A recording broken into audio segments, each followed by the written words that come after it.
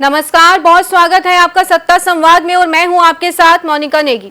NEET paper leak मामले में CBI की जांच लगातार नए खुलासे कर रही है। अब तक की जांच में सामने आया है कि इस पूरे रैकेट का बड़ा नेटवर्क पुणे से संचालित हो रहा था, जहां से कथित तौर पर सवालों का रेट कार्ड तय होता था और फिर अलग अलग राज्यों तक पेपर पहुंचाया जाता था। इस मामले में सबसे बड़ा नाम सामने आया है पुणे की रहने वाली मनीषा गुरुनाथ मंधारे का।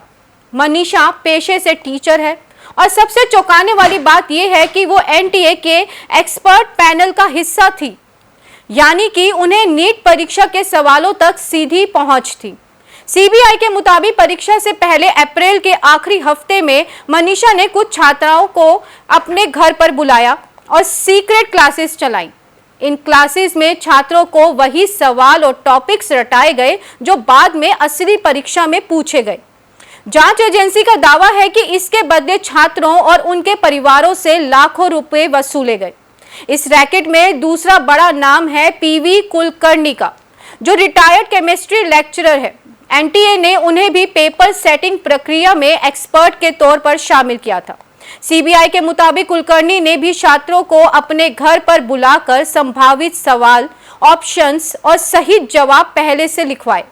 जांच में मनीषा वाघमारे की भूमिका भी बेहद अहम बताई जा रही है। पेशे से ब्यूटिशियन मनीषा वाघमारे मेडिकल छात्रों के लिए काउंसलिंग सेंटर चलाती थी और उसी नेटवर्क के जरिए छात्रों और अभिभावकों तक पहुंच बनाती थी। सीबीआई का दावा है कि वह छात्रों को इस पेपर लीक नेटवर्क से जोड़ने और मोटी रकम लेने का काम करती थी।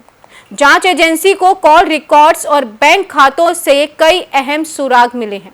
परीक्षा के पहले और बाद में कई खातों में अलग अलग राज्यों से संदिग्ध रकम ट्रांसफर हुई। वहीं धनंजय लोखंडे का नाम आरोपी कथित तौर पर गैस पेपर को एक शहर से दूसरे शहर और एक कोचिंग सेंटर से दूसरे सेंटर तक पहुंचाने का काम करता था। सीबीआई अब तक करीब 20 लाख रुपए के संदिग्ध लेन देन और 21 बैंक खातों की पहचान कर चुकी है। इतना ही नहीं, जब इस मामले में गिरफ्तारी शुरू हुई तब कई आरोपियों ने अपने मोबाइल फोन से चैट्स और मैसेजेस डिलीट कर दिए। अब उन डिलीट डेटा को रिकवर करने के लिए फॉरेंसिक जांच की जा रही है। सीबीआई अब इस बात की भी जांच कर रही है कि क्या इस पूरे नेटवर्क के पीछे कोई और बड़ा हाथ हो सकता है या फिर क्या कोई और बड़ा रसूखदार चेहरा भी शामिल है। यानी कि नीट पेपर लीक सिर्फ एक एग्जाम घोटाला नहीं, बल्कि छात्रों के भविष्य से खिलवाड़ करने वाला एक संगठित नेटवर्क बन चुका है, जिसकी परतें अब धीरे धीरे खुल रही है। आज के लिए इतना ही। कल फिर मुलाकात होगी आपसे। देखते रहिए सत्ता संवाद।